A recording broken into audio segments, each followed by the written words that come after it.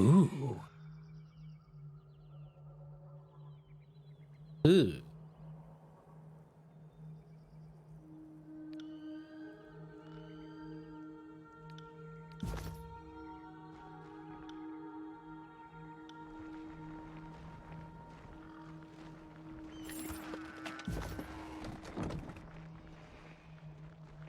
Well, that ended about as well as I thought it was going to, as I thought it would.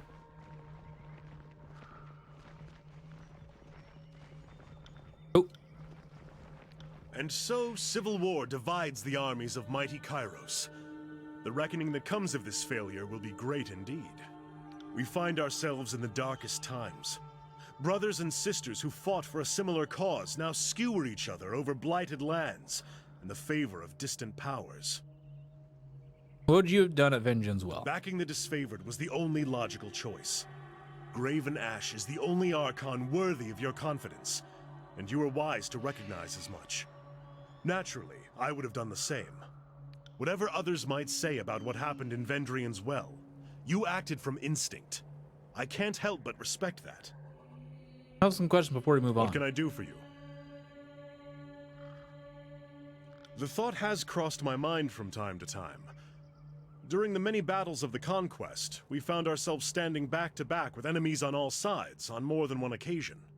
The big guy here is as useless as an empty scabbard without his phalanx to keep him alive, but I move fast. If you want In the disfavored, I would... sentences. Kind of already had that conversation, but apparently we could have had it with both of them. Oh, to the bastard city we go.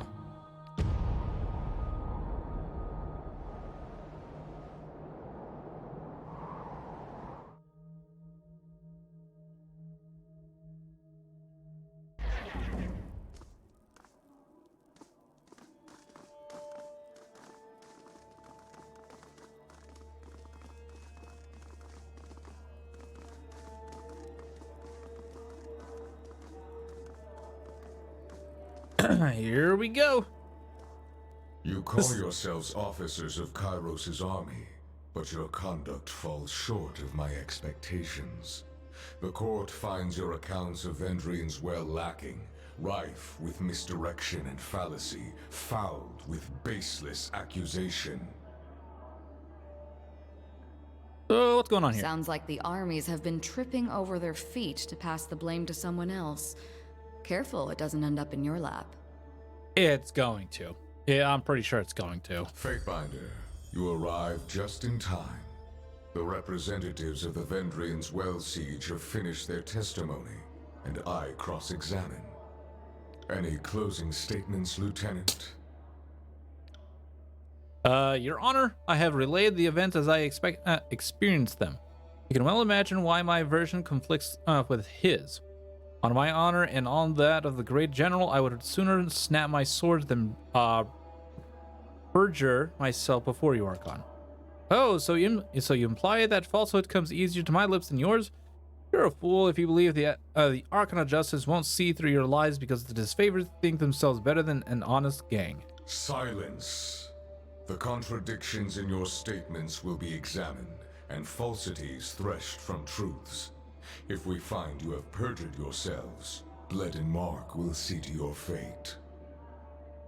Fatebinder, we will start with the matter of the Archons. Graven Ash and the Voices of Nerat have declared war upon each other. In addition to violating Kairos' peace, they have thrown the conquest of the Tears into disarray. By all accounts, these hostilities began shortly after your arrival. Tell us what transpired.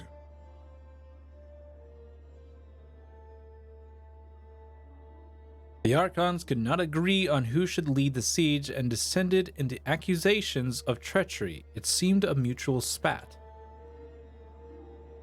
The disfavored were more deserving of the honor. Our tactics and training outmatched the Vendrian Guard at every turn. What a balderdash. Balderdash. I haven't heard that term since Harry Potter.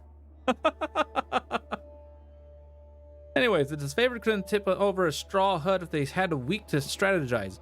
our howling mob was better equipped to overwhelm the Vengeance Guard, our recruits were ready to throw themselves at the enemy if only Ash and his legion would agree to a plan. The Fatebinder presents testimony.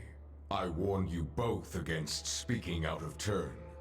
Something more than a mere disagreement unraveled this campaign, but I will return to that in time. Let us speak of Ascension Hall. The disfavored sing your praises across the realm, though the Scarlet Chorus appeal for charges of treason. Perhaps you can offer a more enlightened account. I claimed the Citadel with a small unit of disfavored. An efficient solution, the type I would expect from a capable agent. Tell me though, with the edict looming overhead and death the price of failure, why not employ the numerical advantage of the Scarlet Chorus?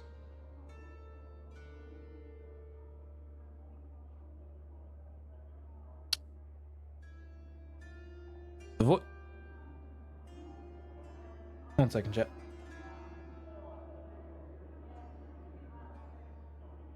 Oh, 1 second.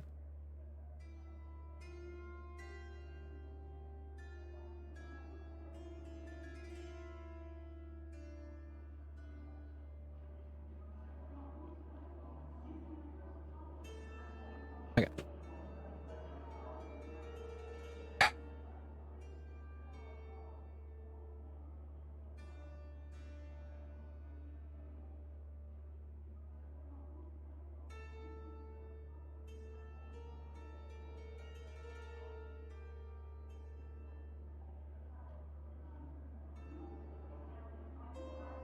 Voices near it provoked Ash at every turn. I suspected treachery. For a long while, the Abdicator hovers in silence, shadows trailing from below his robes. I will consider this testimony at length. The court thanks you for it. Is there anything you wish to add at this time? I have told you all that I know. Your testimony is accepted by the court. The statements of our guests raise questions in my mind.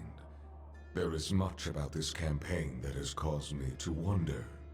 A shipment of iron weapons was short on arrival.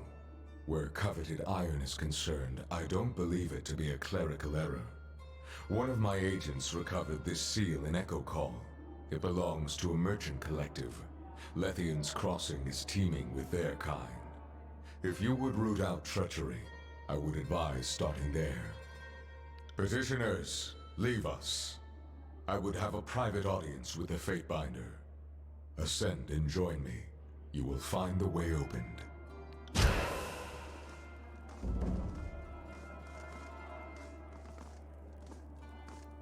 Okay. Yes.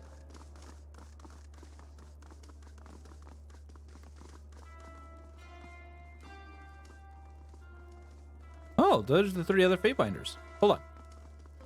I must have word speak with them.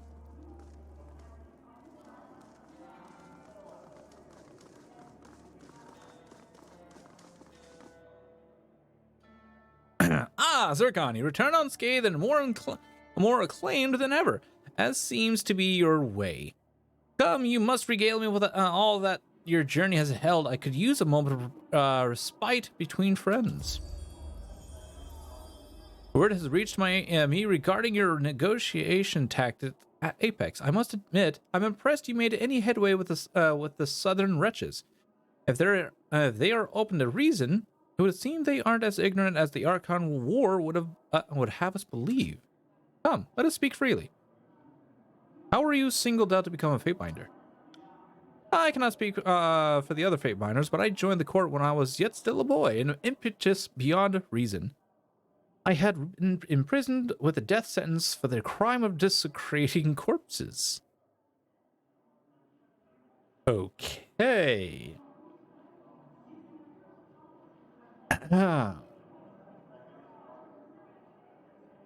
Sounds great. It was nothing so exciting as you are no doubt imagining. I was merely burning corpses that awaited burial. Before the local authority could see me to the gallows, the Objector claimed me a great talent waiting to be realized, needing only to be steered. I burned the bodies. Corpses piling in the streets spread plague faster than the filthiest of rats. I was but 10 and a weak fighter. I did what I could for my homeland. Huh. Why was it a crime? There was a time when even the Northmen were of superstitious stock. A time before Kairos brought reason to the realms. The people of my city believed that, without proper rites, I was cheating our fallen warriors from returning to the land. It's a good thing that Tunon spared you. As I have said, the abdicator saw within me something of rare value, as is true for us all. Something else. I'm curious about Tunon's mask. They can be rather unsettling, can't they? Even to one such as me, but I can assure you the innocent need not fear their objective, emotionless gaze. What are the abdicator's mask specifically, would you like to know? The silent face. The silent face is the face that Tunon shows to us now, and for that we are fortunate beyond belief. The silent face is a patient face, a face for listening as Tunon presides over all matters brought to the court, taking a great pains to ensure all sides of an issue are heard. Resolve. Tunon's last known dawning of the face of resolve was the moment he judged and called ruin to half the districts in the bastard city. Since then, he has ruled our northern tier just calmly and with efficient diplomacy. That is the face that is no more. Tunon is said to have worn a third mask in aeons past. I have heard rumor that the face displeased Kairos and thus was destroyed. It happens to all persons and objects that displease our Lord. Have you ever seen Tunon change his masks? In the way that you and I would change our remnant? No, not as such. And yet I've seen the masks shift. They switch with the abdicator or anyone such so much as laying a hand on them. It's not something you can watch unfold. After a time, you immediately realize it has already happened.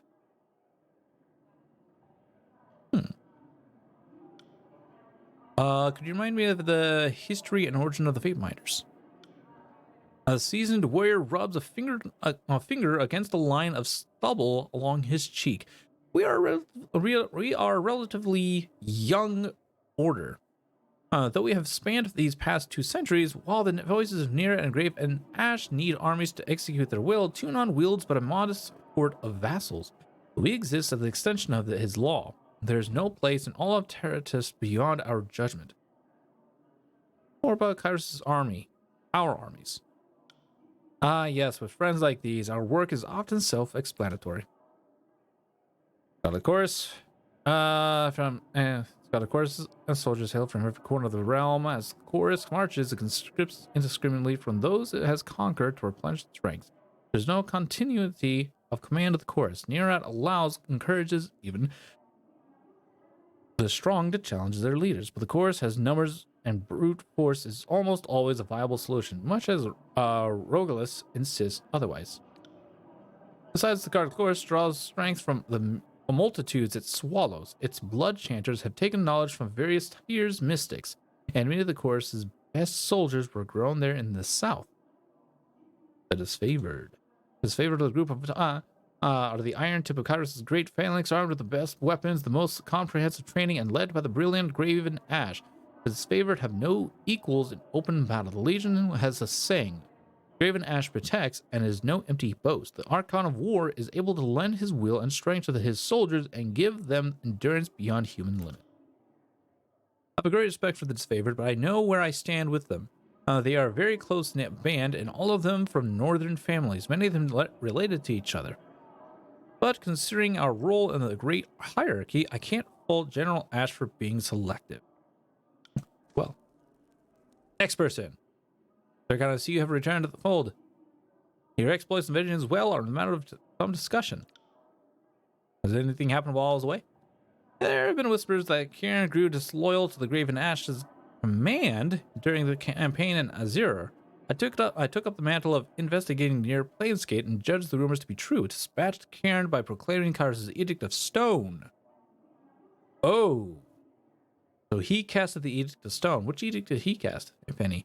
The very earth turned against the traitor's Archon as the region split asunder in righteous judgment. You seem to know much about my actions. Have you been spying on me? Don't act so surprised. It's my duty to ensure that those who operate under the... excuse me.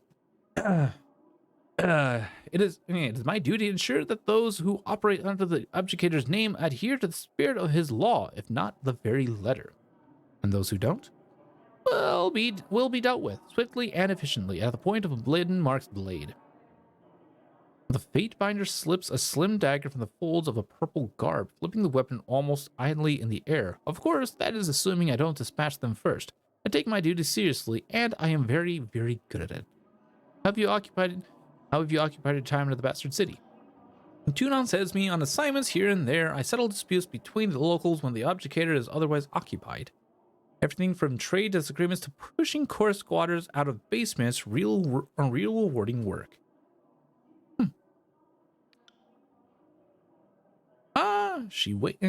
Fatebinder Kallio.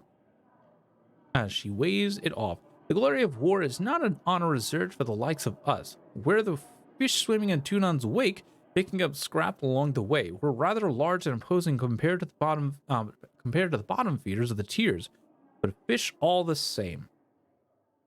I'd like to know more about Tunon. Tunon is our overlord's fair and exacting educator. He speaks with the voice of Kairos' law, and his word is judgment. Some concerns about the war. We cannot cross the opposition with such weak efforts. We are too lenient. I don't disagree with you. But bear in mind that these southern barbarians are being welcomed to the Empire. A bloodshed and brutality reign supreme. Peace cannot follow such cruelty.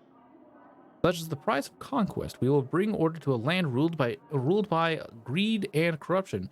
When we've shown them the true way of Kairos, the masses will weep their gratitude and beg for our favor. Our armies squabble at each other's throats. Divided, we cannot win. I am less concerned about the armies than the Archons themselves. There can be no order when mountains collide. Who would you see as champion?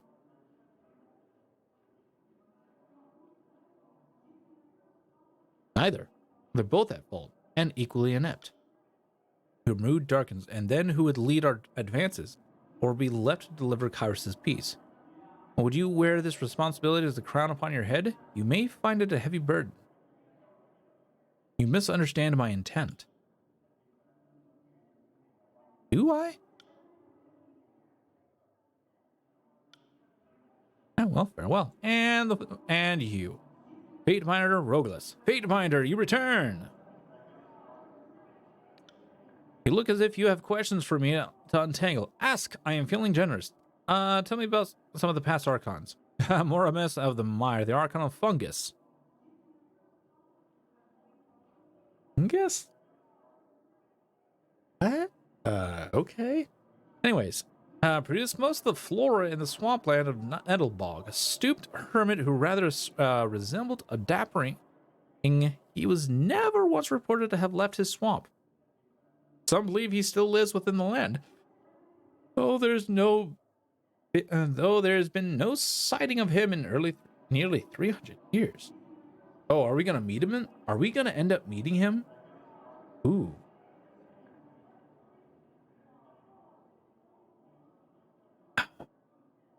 We could end up meeting him. Neat. Neat.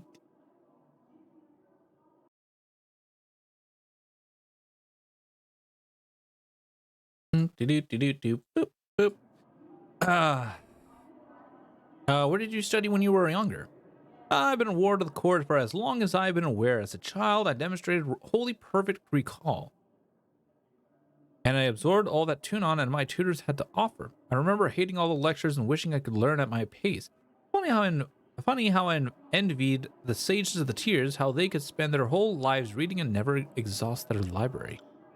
Of course, now the Vellum Citadel is nothing more than a burning waste.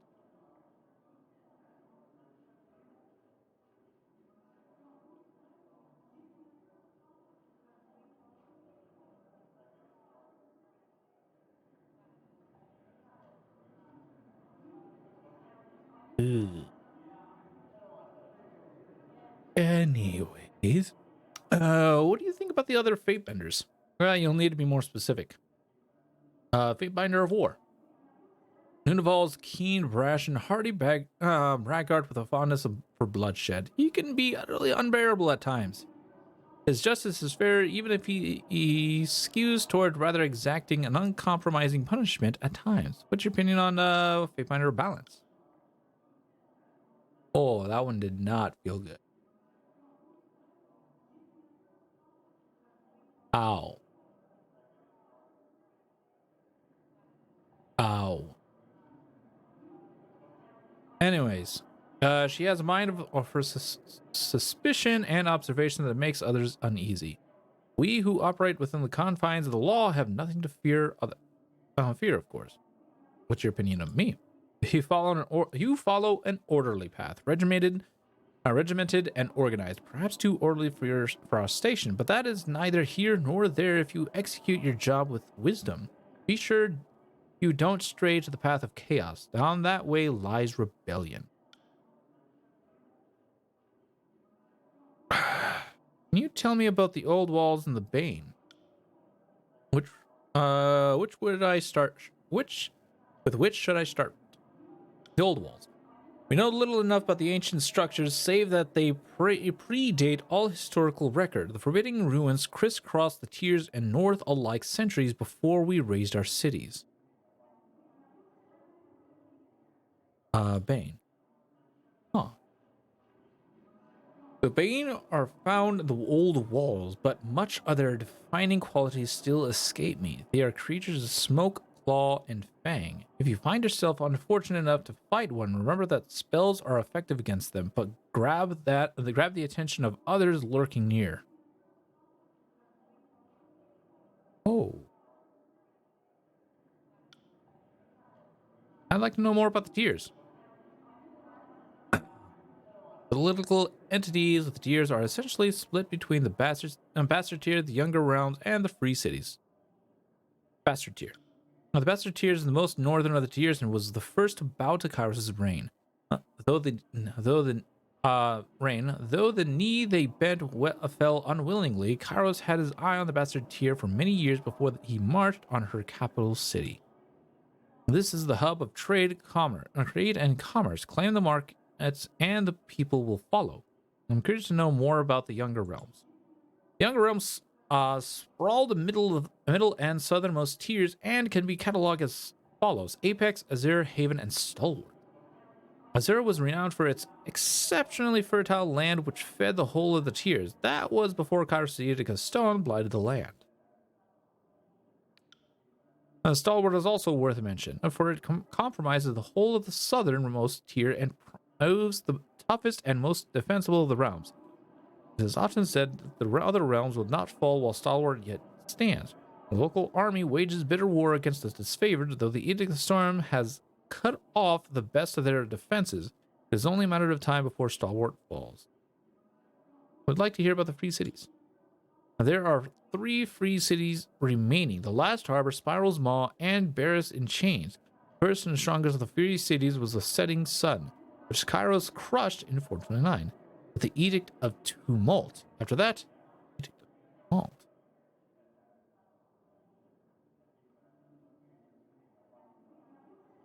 Oh, that must be the Edict of Fire. The remaining free cities were quick to surrender. I want to talk about the sages. I will not speak of the sages. They are no better than charlatans and cons, wholly selfish in their ill pursuit to hoard all knowledge from others. They are self-binding by their own deceptions and clever manipulations. They alone cause their own undoing and are solely to blame for the burning library, one of the most grievous of wrongs in the known histories for which they can never be forgiven. Oh. Idiot Lucas.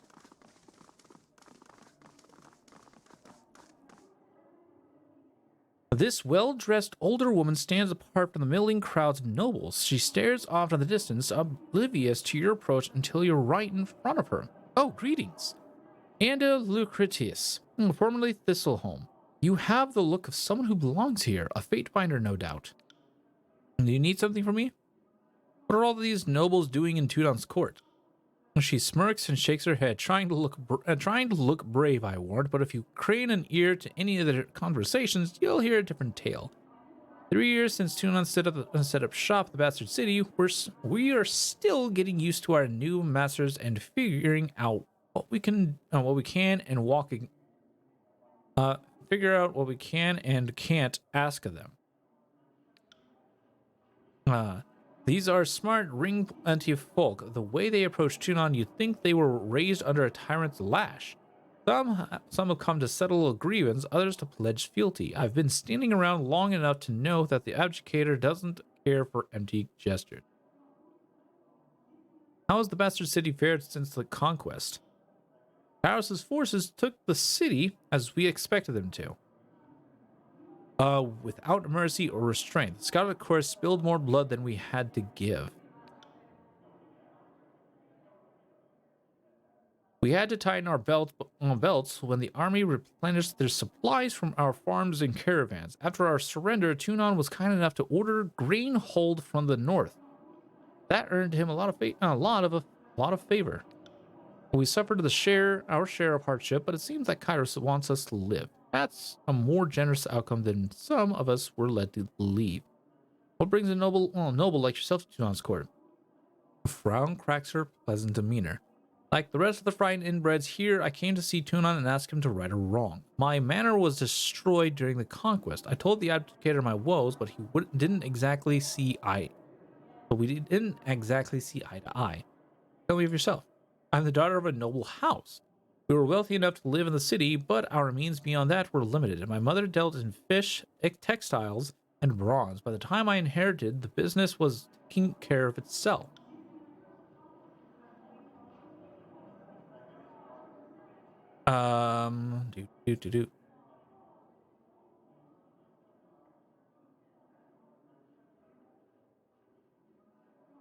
Boop. Anyways. Of course, all that has changed. Thistleholm is no more, and my name has none of its former weight. Even if we were still in business, Kairos' laws would stifle our trading rights. Perhaps it's better this way. Kairos' law of quota and sharing meticulously regulates tradable goods. Permits are issued to deserving merchants on an annual basis, but their allowances circulate by a design known only to Kairos and Tunon. Former wool peddler may be restricted to selling only copper. The subsequent year trade fresh vegetables.